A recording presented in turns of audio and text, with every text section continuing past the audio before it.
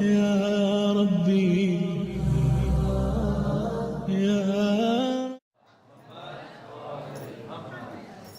بسم الله الرحمن الرحيم. اللهم اشرح لي صدري ويسر لي امري وافتح عقدة من لساني يفقهوا قولي. Broeders en zusters, assalamu alaikum.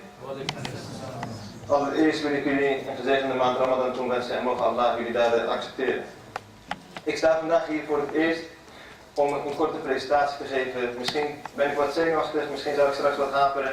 Dus vergeef me alsjeblieft. En voor degenen die mij kennen, met name vanuit de keuken en vrezen voor hun iftar straks, maak je geen zorgen, Haji Kadem is achterwezig.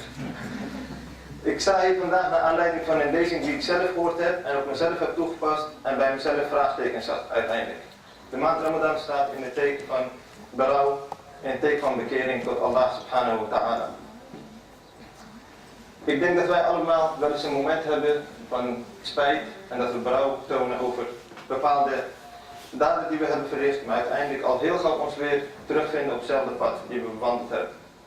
Terwijl wij vanuit de geschiedenis een aantal voorbeelden kennen zoals Al-Hurr ibn Riyahi. Hij was de eerste die de weg afsloot richting Kufa voor imam Hussein a.s. maar uiteindelijk na zijn ware berouw was hij wel de eerste martelaar op de dag van Ashura. Maar daarnaast kennen we natuurlijk ook Zuhair ibn al-Taym.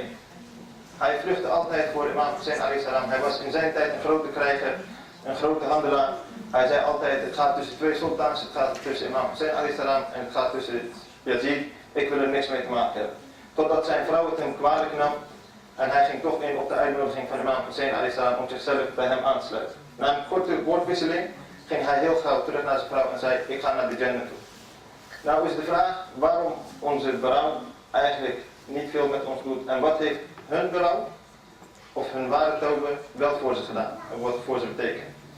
Ik wil vandaag met jullie doornemen wat een ware Tawba voor je kan betekenen. Ik heb een aantal versen, ik zal van de een naar de andere over en neer springen. Ik hoop dat jullie mij allemaal kunnen volgen. De eerste, mijn versen, ja, de Koran staat natuurlijk maand Ramadan centraal en vandaar dus ook mijn voorbeelden vandaag uit de Koran. Ons eerste voorbeeld is van Ahlalbait. Nadat zij de ware weg hebben gevonden en berouw hebben getoond, lezen we het volgende over ze in de Koran. Bismillahirrahmanirrahim. Nahnu naqussu alayka naba'ahum bil haqq. Innahum fityatun amanu bi rabbihim wa zidnahum huda. Wij vertellen jou het bericht over hen naar waarheid. Zij waren jonge mensen, jonge mannen die in hun Heer geloofden en wij nog beter op het goede pad brachten. Dus een ware Tawba, allereerst wat het met je doet, het brengt je nog verder op het rechte pad, op het goede pad. Punt 2. Warabatna ala qulubihim. En wij versterkten hun harten. Dus dat is ook wat een ware Tawba voor je kan betekenen, wat het met je doet. Een tweede voorbeeld, wat wij ook uit de Koran kunnen lezen, zijn de tovenaars van de farao's in de tijdperk van Musa a.s. Zij moesten het opnemen tegen profeet Musa a.s. en nadat zij de wonder zagen van profeet Musa a.s. dat zijn stok en tovenij ongedaan maakte. Het eerste wat zij deden was, lezen we terug, in Surat al-A'raf, vers 120 tot 126. Wa ulqiya saharatu sajidin. En de tovenaars werden neergeworpen om zich eerbiedig neer te buigen. Qalu amanna bi rabbil alamin. En zij zeiden, wij geloven in de Heer van de wereldbewoners. Rabba Musa wa Harun. De Heer van Musa en Harun. En nou een belangrijke derde punt hier is kennis. Wat ze op dat moment meteen neergeschonken kreeg van Allah subhanahu wa ta'ala. Want hoe kan een kafir of aanbidder van van de farao meteen weten dat er maar één Allah is, terwijl hij hiervoor meerdere goden gehad heeft. Dus kennis is ook een hele belangrijke. De reactie van farao was: Qala fir'auna amantum bihi qabla an adana lakum inna hadha lamakrun makartumuhu fil madinati latukhrijū minha ahlaha.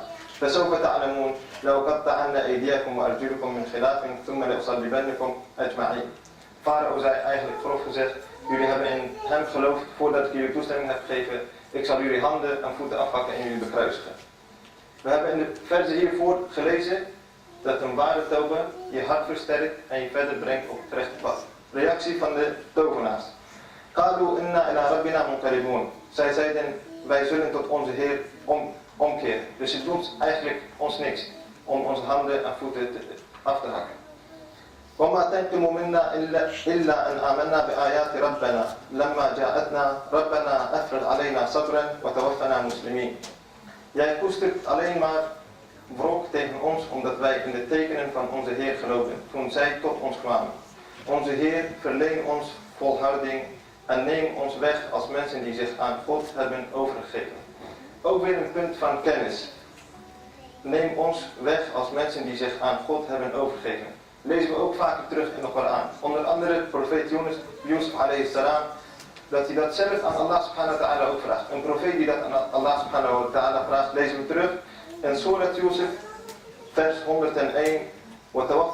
وَتَوَفَّنِي مُسْلِمًا وَأَلْحِقْنِي بِالصَّالِحِينَ.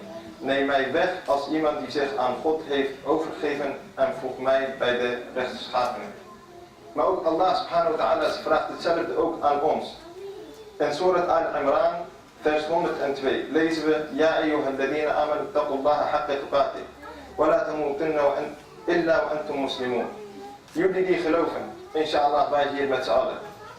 Vreest God zoals het hem toekomt. Jullie mogen dus alleen maar sterven als mensen die zich aan God hebben overgegeven. Dus laten we Allah subhanahu wa ta'ala vragen om ons ook tot hem toe te schrijven.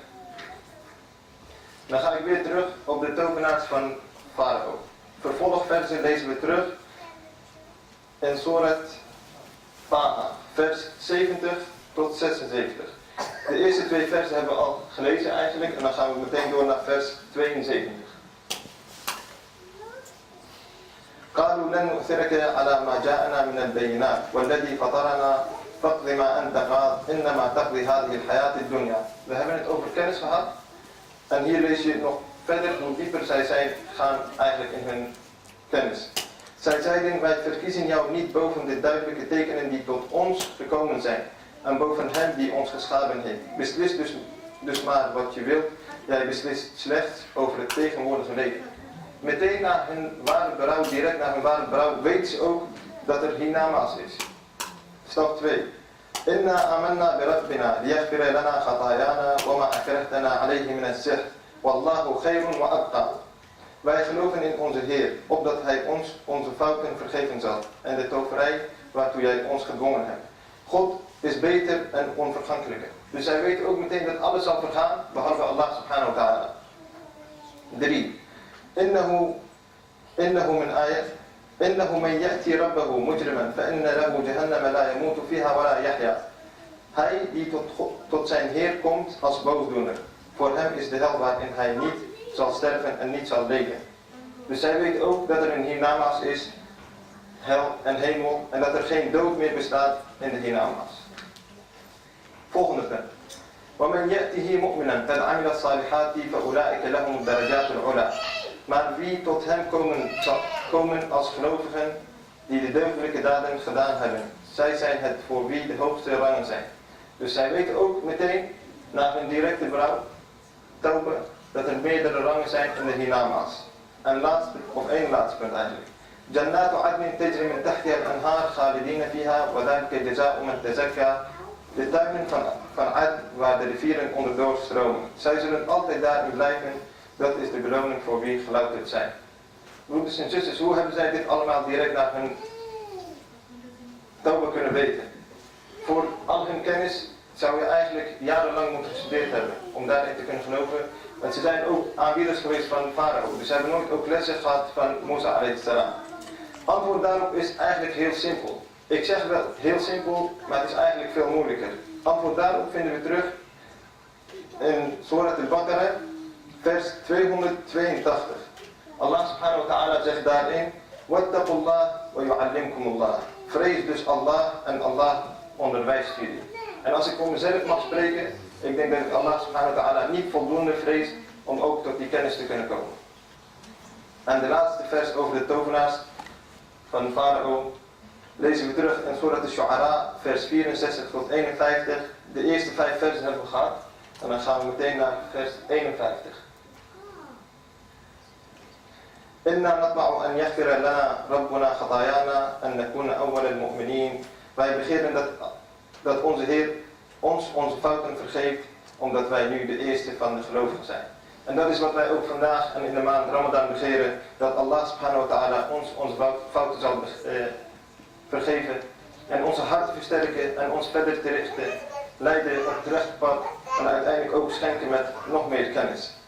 Broeders en zusters, het is een moeilijke lezing ook voor mij geweest. Ik hoop dat jullie wat duidelijker hebben kunnen maken wat een ware tawba voor je kan betekenen en wat het allemaal voor je met je doet. Dus bismillahirrahmanirrahim. Allahumma salli ala Muhammadin wa ali Muhammad. Allahumma arifni nafsak, fa in lam tu'arifni nafsak, falam a'rif rasulak.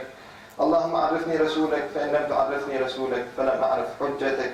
fa in lam tu'arifni hujjatak, dalaltu an dini. Wassalamu alaikum wa rahmatullahi wa barakatuh.